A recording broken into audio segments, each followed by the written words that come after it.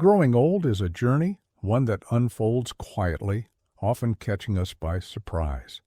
It's not the number of years that truly matters, but how we spend them, especially during that delicate window between 65 and 75. It's a chapter where life slows down just enough to make room for reflection, for deeper breaths, and for a quieter kind of wisdom. But what many don't realize is that these years, often seen as the golden age of retirement and relaxation, are also the most critical in shaping the quality and length of the years that follow. Imagine this. You've spent decades building your life, raising a family, working hard, weathering storms, and basking in the sunshine of your good days. Then, suddenly, you're 65. You tell yourself, now's the time to rest, to enjoy what I've built. But hidden beneath this calm is a subtle truth. Small daily habits, ones you barely notice, could be quietly working against you. These aren't dramatic mistakes or catastrophic missteps. They're simple, everyday choices that, over time, can either lift you towards longevity or gently, silently pull you away from it. It's easy to believe that after 65, life should be easygoing, perhaps even indulgent. But that's where many go wrong. The truth is, this phase demands just as much care, if not more, than the years before. Health, freedom, and happiness in later life aren't guaranteed. They're built with intention. And here's the hard part. Even the most loving family can't always be there. Children, as much as they care, have their own lives, careers, and families. The most important person you'll rely on? Yourself. It might sound harsh, but it's a liberating truth. Because when you realize that self-care is your strongest asset, you gain something precious, control over your own life. Staying independent, active, and joyful isn't luck. It's a series of conscious choices. So what are the habits we slip into without thinking? Habits that could quietly shorten our lives. And more importantly, how do we break free from them? The years between 65 and 75 are often called the golden decade for a reason. They're the foundation for how you'll live your later years, whether it's with vitality and purpose or with regret and decline. I spent time with 10 individuals, all living vibrant, long lives, and from their stories, I pulled out 23 essential lessons that shape not just how long you live, but how well you live. Let's begin with a simple but powerful truth. The future isn't written in the stars. So many of us, especially as we age, look for meaning in patterns. We read horoscopes, visit fortune tellers, hoping for glimpses into what lies ahead. But there's an old saying, 3 parts fate, 7 parts effort. It's a reminder that while some things may be beyond our control, most of life's path is carved by the choices we make. Relying on vague predictions can be comforting, but it also creates a dangerous passivity. Elderly people often turn to these things out of fear of illness, loneliness, or an uncertain future. But no amount of fortune-telling can match the power of mindful living. If you want peace of mind, it doesn't come from the stars. It comes from within, from eating well, moving often, nurturing friendships, and finding purpose every day. Another habit that often goes unnoticed, moving without caution. It's something we take for granted in our youth, climbing ladders, reaching high shelves, rushing upstairs. But after 65, a single misstep can have life-altering consequences. A fall that once meant a scraped knee now risks broken bones, hospital stays, even permanent immobility. The sad truth is, many seniors only realize this after it's too late. But it doesn't have to be that way. Small changes make a world of difference. Installing handrails, improving lighting, even simple things like wearing non-slip shoes or rearranging furniture to remove tripping hazards. These aren't just safety precautions, they're acts of self-respect. Because maintaining your independence means protecting your body from unnecessary risks. And while we're on the topic of independence, let's talk about something that's often hard to discuss: money. growing older means a shrinking income for most. Retirement checks, pensions, savings, they're finite. And yet old age brings new expenses, doctor visits, medications, home care. Without financial planning, many elderly people find themselves stuck, forced to rely on their children or make painful sacrifices. But here's the thing. Financial independence isn't about wealth. It's about freedom. I've seen people live richly on modest pensions simply because they planned ahead, and I've seen others, despite years of hard work, struggle because they didn't. The elderly who live peacefully aren't always the wealthiest. They're the wisest with their money. They know where to spend, where to save, and when to treat themselves. Which brings me to another common pitfall: overworking. There's a certain pride in being busy. Many older adults keep working past retirement age, not always because they need the money, but because it gives them purpose. And that's beautiful, until it's not. The problem comes when the body can no longer keep up with the spirit. Between 65 and 75, your body whispers warnings. Pushing through fatigue like you did in your 40s? That's no longer a badge of honor. It's a health risk. Heavy labor, long hours, even constant caregiving can wear down an aging body faster than you think. The key isn't to stop moving, it's to move smarter. Light exercise, hobbies, volunteering. These activities offer purpose without strain. Balance is everything. And while some overwork, others go to the opposite extreme, hoarding their resources, becoming frugal to a fault. Now there's wisdom in saving. But what's the point if you deny yourself joy? I've met elderly folks who refuse to buy fresh fruit because it's too expensive, or who reuse old tea bags to stretch a penny, all while their savings sit untouched in the bank. Frugality is smart. Deprivation isn't.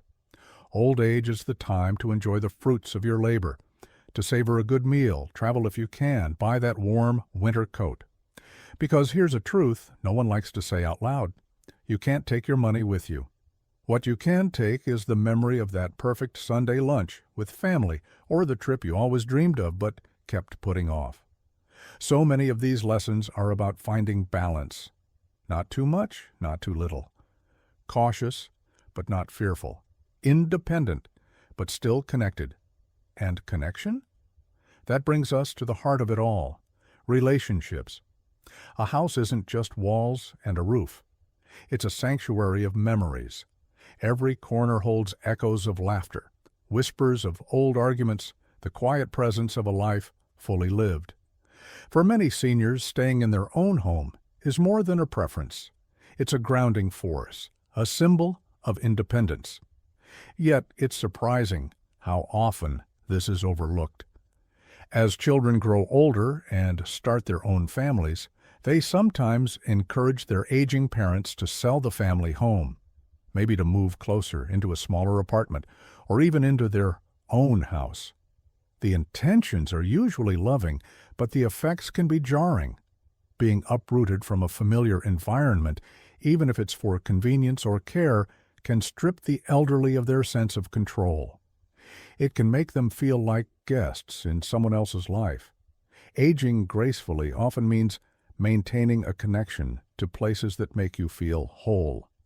A home with all its creaky floors and old furniture offers something that can't be bought: comfort in the familiar.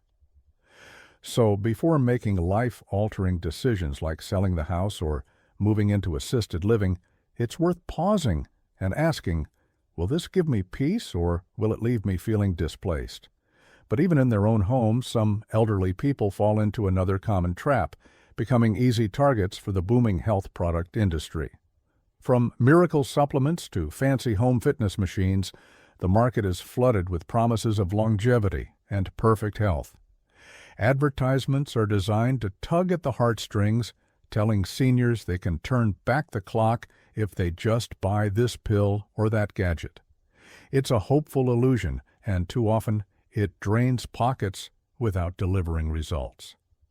I remember an old friend, Mrs. Langley, who had shelves lined with vitamins and herbal teas, each claiming to boost energy or cleanse the body. But despite spending hundreds of dollars, her health didn't improve. The secret? She didn't need exotic cures.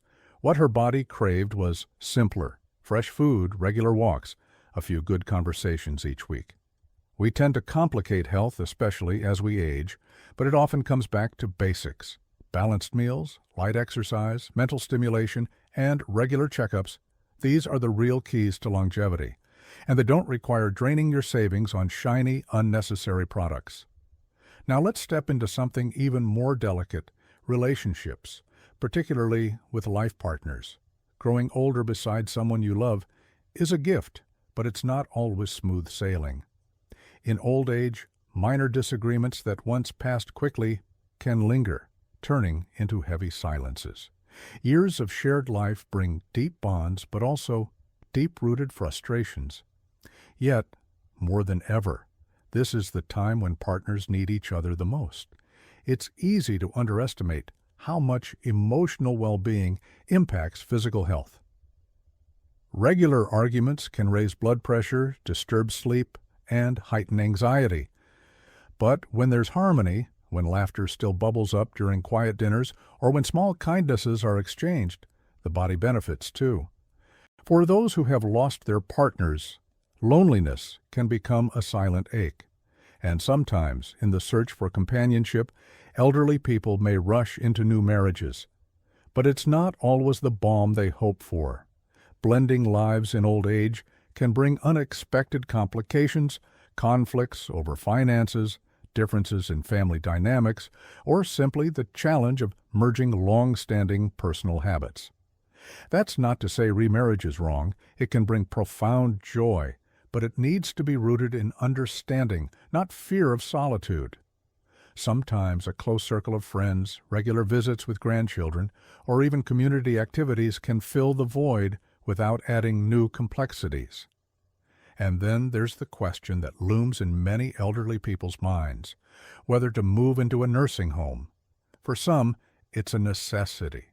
Medical needs, safety concerns, or the absence of family support make it the most viable option. But for many, the thought of leaving their home, their autonomy, and their memories behind is heart-wrenching. Nursing homes, while offering structured care, can sometimes lead to feelings of isolation, as though life's final chapters are being written far from the warmth of family. That's why so many elderly people resist the idea, even when well-meaning children suggest it. If health permits, aging at home, with occasional help from caregivers or community services, can provide the best of both worlds: safety and independence. But there's a subtle truth we don't often talk about. Retirement doesn't just mean leaving a job. It often means losing an identity.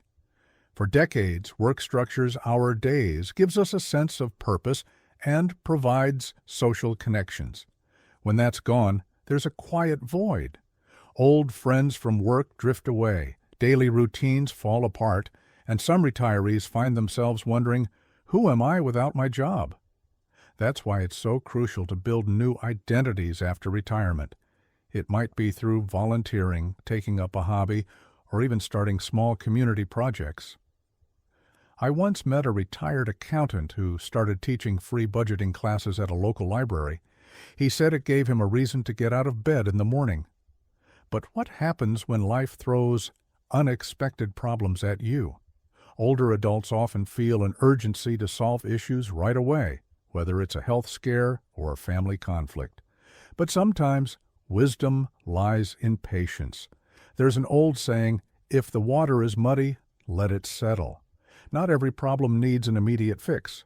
Sometimes giving yourself a day to breathe, reflect, and let emotions settle brings clarity that panic never could.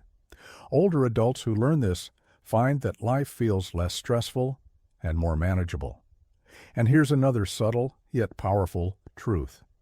As you age, it becomes increasingly important to protect your emotional well-being. Nothing strains family ties faster than money, especially if you flaunt it.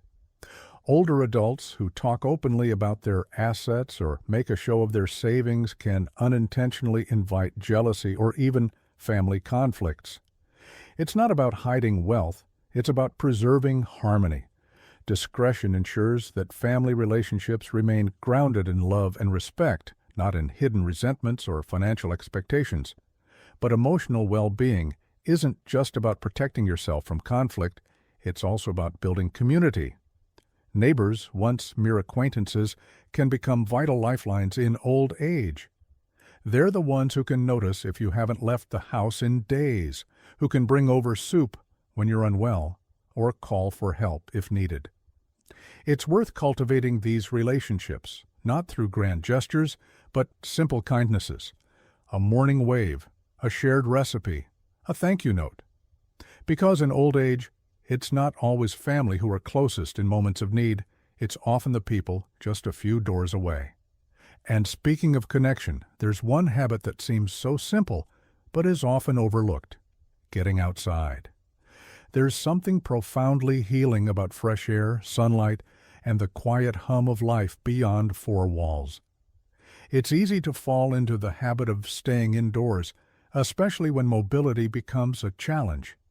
But even a short walk to a park bench or a few minutes in the garden can lift the spirit in ways no medication ever could. That's the beauty of this chapter in life. It invites a return to simplicity, small joys, slow mornings, familiar faces.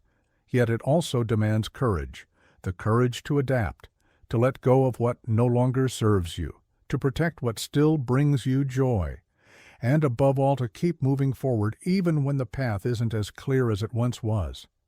As the days slow down in the golden years, life becomes less about the hustle and more about savoring each moment. But even in this peaceful pace, there's an unexpected danger: comparison. It sneaks in quietly, stealing contentment before you even realize it's gone. It starts innocently enough. You see an old friend who seems more energetic, or hear about a neighbor who takes cruises twice a year. Slowly, a shadow of dissatisfaction creeps in. Why can't I do that? Why don't I have that kind of energy or freedom? But here's the truth. Comparison is a thief. It steals the joy of your unique journey. Every life carries its own timeline. No two paths are the same. Yet many older adults fall into the trap of measuring their worth or happiness against others. What they forget is that every person carries unseen burdens. That energetic neighbor? He might struggle with loneliness. The couple taking cruises? They might be drowning in debt. Happiness isn't always on display. It's crucial to stop weighing your life against others and instead focus inward. Appreciate the small victories, managing your health, sharing meals with loved ones, even the quiet peace of a morning cup of tea.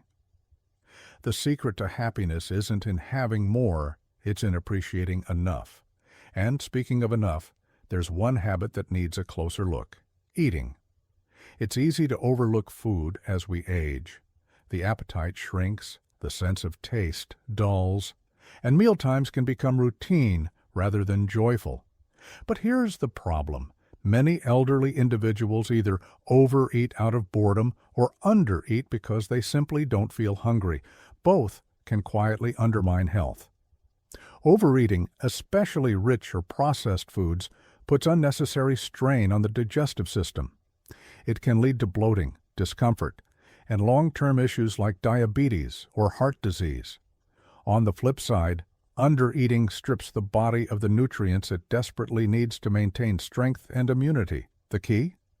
Balance. Think of food as medicine. Each meal an opportunity to nourish your body. Simple whole foods, plenty of vegetables, lean proteins, and moderate portions can work wonders. Even the act of sharing a meal with someone else can transform eating from a routine into a moment of connection. But it's not just about what you eat. It's also about what you avoid. High-salt, high-fat foods are particularly dangerous for older adults. They increase the risk of high blood pressure, stroke, and heart disease, all while offering little nutritional value.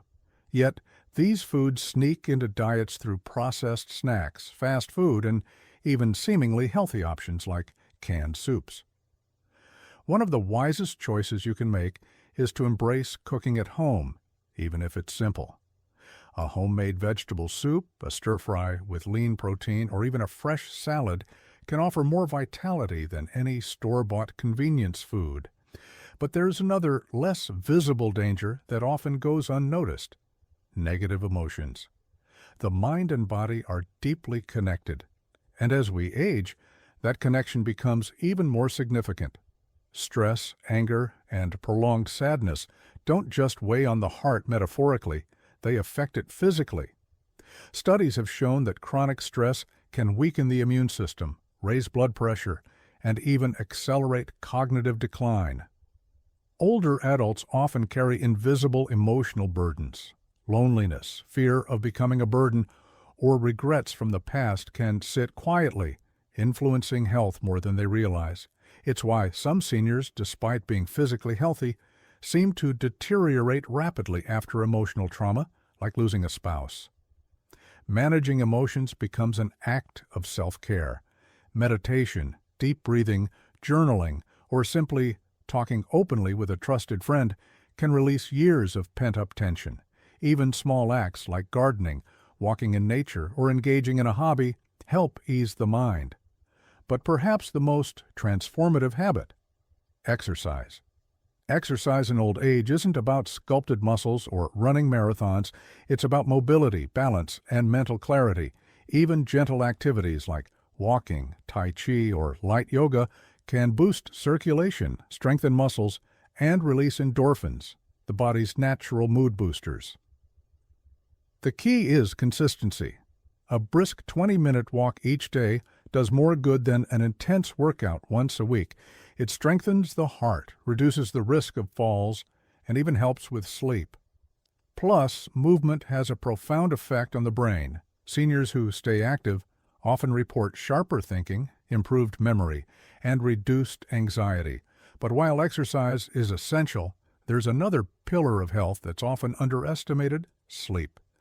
Many older adults accept poor sleep as an inevitable part of aging. Restless nights, early wake-ups, and midday fatigue are brushed off as normal.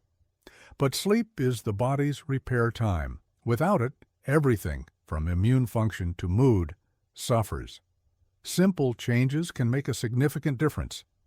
Maintaining a consistent sleep schedule, avoiding heavy meals or caffeine in the evening, and creating a calm bedtime routine all support deeper, more restorative sleep. Even something as simple as dimming lights an hour before bed can signal to your body that it's time to wind down. Yet sometimes, even with all the right habits, life throws challenges that feel overwhelming. That's where the most important mindset shift comes in: gratitude. Gratitude isn't just a warm, fuzzy concept. It's a scientifically backed practice that improves mental and physical health. Studies have shown that people who regularly focus on what they're thankful for have lower levels of stress, better heart health, and even stronger immune systems. It doesn't have to be grand. It could be as simple as appreciating a sunrise, the smell of fresh coffee, or a neighbor's wave. Writing down 3 things you're grateful for each evening can reshape your mindset over time, focusing your attention on abundance rather than scarcity. And when life gets hard, and it will, there's one more skill that becomes invaluable: forgiveness. Older adults often carry old wounds, some decades old. Lingering resentment, whether towards family members, old friends, or even themselves, acts like a slow poison. It drains energy, weighs down the heart, and clouds moments of joy. Forgiveness isn't about excusing bad behavior. It's about releasing yourself from the emotional grip of the past. It's saying, "This no longer has power over me." And in that release, there's healing. Because at the end of the day, that's what aging is about: healing. It's the final stage in life's journey, not just to exist, but to make peace with yourself, with others, with time. In the stillness of later life, something profound begins to happen. The noise of youthful ambition fades. The rush to achieve, to prove, to build, it all quiets down. And in that space, what remains are the most essential parts of life: health, love, and peace of mind. But for many, there's also a lingering fear, a fear of losing control, of becoming invisible, of being forgotten. It's not death that frightens most elderly people. It's the slow loss of independence that creeps in before it. The truth is, no one wants to feel like a burden. Yet, as health naturally declines with age, even the most self-reliant individuals may find themselves leaning on others more than they ever expected. It's a delicate dance, balancing the desire for autonomy with the practical need for support. But here's the key: asking for help doesn't make you weak. It makes you wise. Still, the reality hits hard when illness strikes. There's an unspoken dread among the elderly, not just of sickness itself, but of what it represents. It's the fear of becoming bedridden, of lying in a room where the clock ticks louder than conversations, where visits grow fewer, and the silence grows heavier. For many, the most haunting image isn't the end of life. It's the idea of spending those final days alone. But even in sickness, the mindset we carry shapes the journey. I remember Mrs. Alden, a woman who had battled cancer twice and lived to see her 90th birthday. Her secret? It wasn't just medicine, it was her attitude. She once told me, "I didn't fight cancer to survive. I fought it so I could keep baking cookies with my grandkids. That was my reason." It wasn't the fear of death that kept her going. It was the love of life. There's an undeniable power in that kind of mindset, one that embraces hope, even when the odds aren't favorable. But cultivating it isn't easy, especially when faced with loss, grief, and the frailties of an aging body. That's where acceptance plays its role. Acceptance isn't surrender, it's not giving up. It's the grace of saying, "This is where I am, and I will make the best of it." For elderly people, it's accepting that the body may slow down, that certain tasks might require help, but it doesn't make life any less meaningful. Part of that acceptance is learning to live lightly, not just in terms of possessions, but emotionally too. Many older adults carry a lifetime of regrets, things unsaid, dreams unfulfilled. But regret is a heavy weight, one that can anchor you to the past and stop you from enjoying the present. That's why it's so important to have those conversations you've been avoiding, to make peace with estranged family members, to say the things that matter before it's too late. Because the freedom that comes from emotional closure is priceless. It makes the final chapters of life not just bearable, but beautiful. Another aspect often overlooked is the importance of legacy. Legacy isn't about leaving behind wealth or property. It's about leaving behind stories, wisdom, and values. I once met a man, Mr. Harris, who spent his final years recording stories from his childhood, tales of growing up in a small town, of falling in love during the summer of '58, of lessons learned from his father. He didn't write them for fame. He wrote them for his grandchildren so they could know him beyond the title of Grandpa. Legacy can be as simple as passing down a family recipe or teaching a grandchild how to garden. It's about leaving a piece of yourself behind, something that says, "I was here, I mattered," and in doing so, it offers an unexpected gift, a sense of purpose. Because purpose doesn't retire when you do. It's what gives every day meaning, even when the body isn't as strong, even when the days seem slower. Purpose can be found in small acts, tending to a garden, mentoring someone younger, even caring for a pet. It's the reason you get up in the morning. And in old age, that reason becomes more important than ever. Yet purpose isn't always easy to find, especially when life shifts in ways you didn't expect, when friends pass away, when children move far away, when loneliness becomes an unwelcome guest. That's why community matters so deeply. Community doesn't have to be large. It could be the neighbor who brings fresh baked bread once a week, the friend you meet at the park for a morning walk, or the small book club at the local library. Human connection, no matter how simple, acts as a balm against the isolation that so often comes with aging. And in building those connections, it's essential to stay open to new friendships, new ideas, even new hobbies. It's easy to think that the later years are about winding down, but the most vibrant elderly people I've met are those who remain curious, who still want to learn, to create, to explore. Even if it's just through books or documentaries, their curiosity keeps them mentally young, even as the years pass. But while seeking joy and community is essential, so is preparing for the inevitable. Death is often treated as a taboo subject, yet it's one of life's only certainties. Planning for it, writing a will, having end-of-life conversations isn't morbid. It's a final act of love for your family, sparing them from having to make tough decisions in moments of grief. But even beyond the legalities, there's something deeply human about reflecting on your life's meaning. What did you stand for? How did you impact others? What moments would you relive if you could? Answering these questions brings a sense of peace that no amount of money or possessions can offer. And peace, that's the ultimate goal, isn't it? To reach a point where you can sit by a window, watch the sun dip below the horizon, and feel content, to know you lived, you loved, you lost, and you grew, and that every moment, even the painful ones, were worth it. Because in the end, aging isn't about slowing down. It's about arriving. It's about reaching a place where you no longer chase after time, but sit with it, quietly, fully present.